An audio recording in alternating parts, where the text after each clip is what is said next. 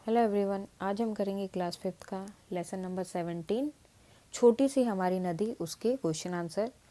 उसके जो एक्सप्लेनेशन है, न्यू वर्ड्स है, वो ऑलरेडी हमने कर लिए थे। उसमें क्या था कि उसमें बताया गया है कि उनकी नदी कैसी छोटी सी और वो चलती कैसे, ऐसे टेढ़ी मेढ़ी जो है वो नदी की धार है उनकी, इस तरह से टेढ़ी मेढ़ी धार है, यानी कि इस तरह से वो चलती है। और उसके आसपास क्या है, आम के बाग हैं और ताड़ के वृक्ष का जो जंगल है वो है, और कांस के फूल वहाँ पर हैं, वो सब चीज़ें उसके आसपास है। और एक ब्राह्मणों का टोला जो है, समूह भी वहाँ रहता है।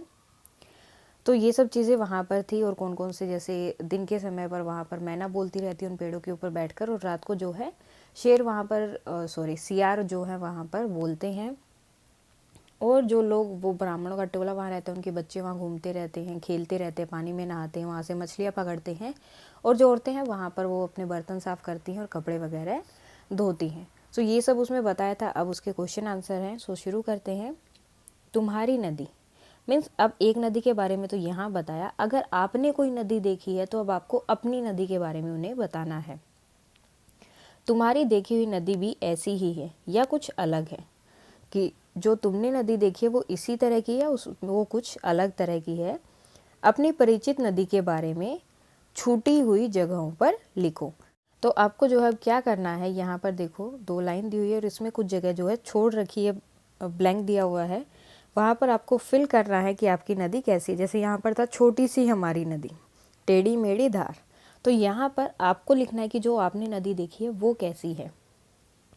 आप छोटी भी लिख सकते हो या उजली भी लिख सकते हो, कि उजली सी हमारी नदी और तेज इसकी धार, यानी कि इसकी धार कैसी है, इसकी धार बहुत तेज है, मतलब बहुत तेज गति से यह बहती है। गर्मियों में, उसके बाद 2 डैश है, जाते पार।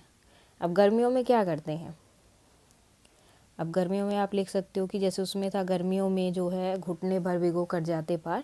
तो आप लिख सकते हो गर्मियों में इसके पानी में घुसकर जाते पार, पानी में घुसकर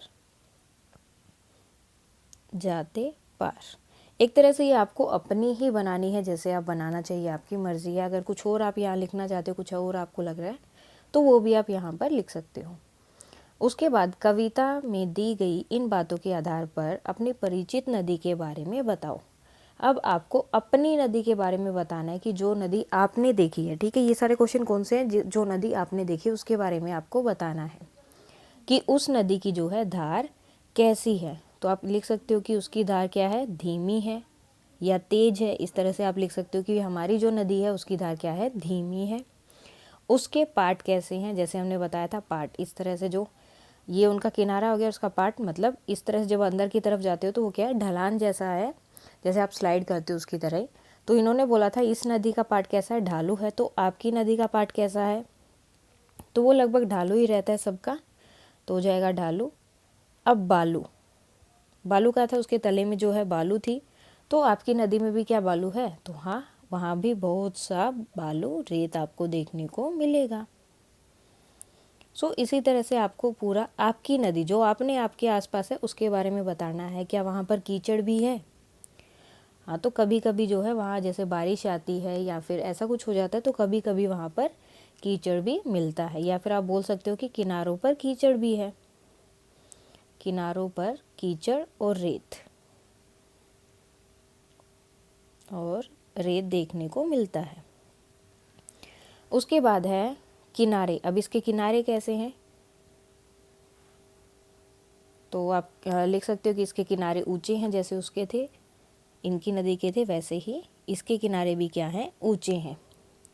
उसके बाद है बरसात में नदी। तो ये नदी में जब बरसात आती है, बरसात के समय पर ये नदी में क्या हो जाता है, सो बरसात में क्या होता है, इस नदी में पानी भर जाता है, बहुत ज़्यादा पानी आ जाता है। कोई भी नदी है तो बरसात के टाइम में क्या होगा, उसमें पानी भर जाएगा। तो बरसात के समय क्या होता है, इस नदी में पानी भर जाता है।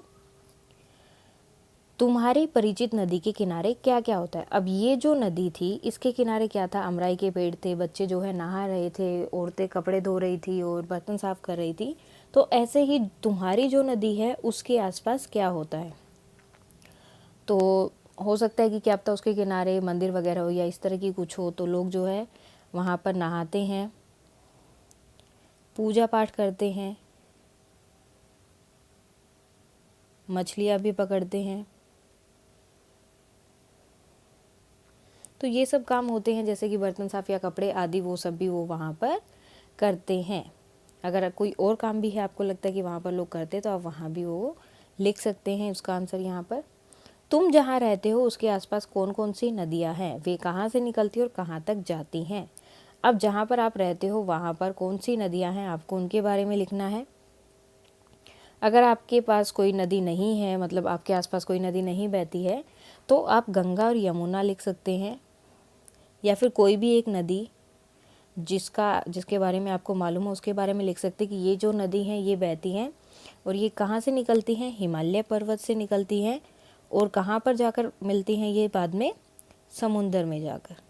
कोई भी नदी है वो हिमालय पर्वत से निकले, मतलब निकलने का उनका उद्गम स्थल, निकलने का मीन्स उद्गम जो है जहाँ से वो शुरू हो रही हैं वो अलग अलग हो सकता है, लेकिन लास्ट में घूम फिर कर वो किसी ना किसी खाड़ी या समुंदर में जाकर ही मिलती हैं। इसके बाद आगे के क्वेश्चन देखते हैं। कविता के बाहर मीन्स उससे अलग कुछ क्वेश्चंस यहाँ पर दिए हैं। इस कविता में नदी का जिक्र और किस पाठ में हुआ है। इस किताब में, इसी किताब में नदी का जिक्र और किस पाठ में हुआ है। अब एक और जो इससे पहले का चैप्टर है, लेसन है नदी का सफ़र, उसमें जो है नदी के बारे में बताया गया, और उसमें नदी के बारे में क्या क्या बताया गया है। उसका उद्गम स्थल क्या होता है, मुहाने क्या होते हैं, जलप्रपात क्या होता है, मुहाने जलप्रपात। सो ये सब चीज़ें जो हैं वहाँ पर बताई गई हैं आपके लेसन में, पाठ में। नदी पर कोई और कविता खोजकर पढ़ो या कक्षा में सुनाओ। तो अगर आपको लगता है आपको कोई कविता आती है अलग से नदी से संबंधित तो आप वो सुना सकते हो, नहीं तो एक छोटी सी कविता है। बहता जल, नदी का जल बहता कलकल, बहता कलकल, बच्चे नहाते इसमें हर पल, बच्चे नहाते इसमें हर पल, कहीं उछलकर कहीं मचलकर, कहीं उछलकर और कहीं मचलकर।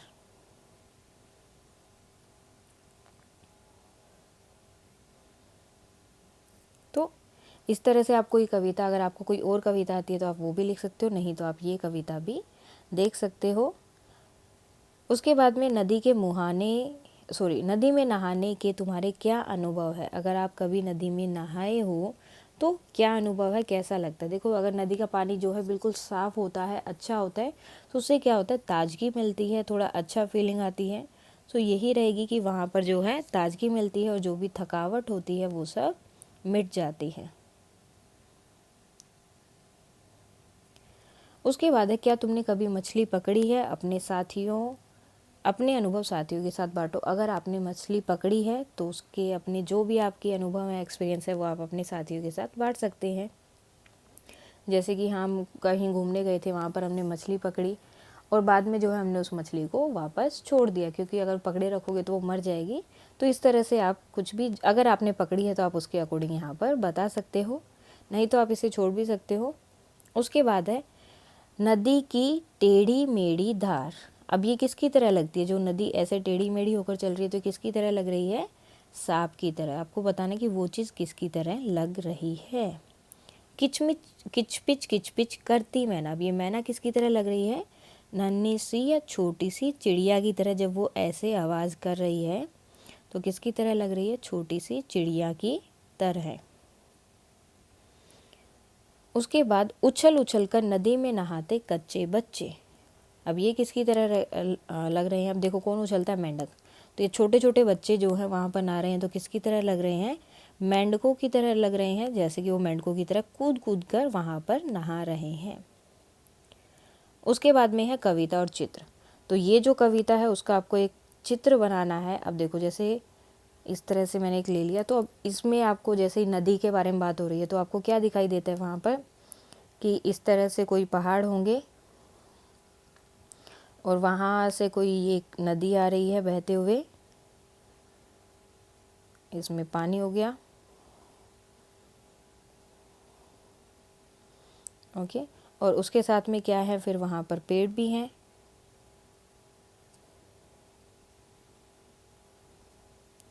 और वहाँ पर क्या है, कुछ घर भी बने हुए हैं जहाँ पर लोग रहते हैं, और कुछ लोग जो है वहाँ पर नहा रहे हैं। सो जो जो चीज़ें आपको दिखाई दे रही है वहाँ पर, वो ही आपको यहाँ पे, बस उस पिक्चर में जो जो आपको लग रहा है कि हाँ इस तरह से होगा, वो सब आपको यहाँ पर बना देना है।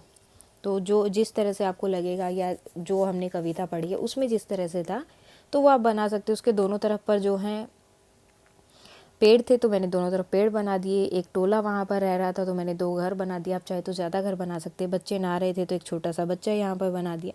तो इस तरह से आप बना सकते हो। तो ये हो जाएगा आपका चित्र का। और उसके बाद आपको बताएं कि उसमें क्या क्या है। जैसे मैंने अभी आपको बताया कि इसमें मैंने क्या क्या बनाया था, तो इसी तरह आपको भी अपने चित्र में बताना है कि क्या क्या आपने वहाँ पर बनाया है। उसके बाद है, इस कविता के पद में कौन कौन से शब्द तुकांत हैं। अब तुकांत क्या होता है, देखो, तुक और अंत मीन्स जो बिल्कुल सेम है। लास्ट में जब इन्हें बोलोगे तो लास्ट का जो वर्डिंग आएगा, ये जो बोलने से वो बिल्कुल एक जैसे लगते हैं। जैसे कि देखो, धार पार, दोनों सेम सेम हो गए। राइमिंग वर्ड जैसे आप इंग्लिश में बोलते हैं, चालू ढालू, चालू ढालू, नाम धाम। तो जो भी बहुत सारे वर्ड यहाँ पर मिलेंगे, आपको वो ही देखने की कौन से वो हैं जो आपको सेम सेम दिखाई दे रहे हैं यहाँ पर, और उनका आपको यहाँ पर लिख देना है। वन सगन, रेती देती,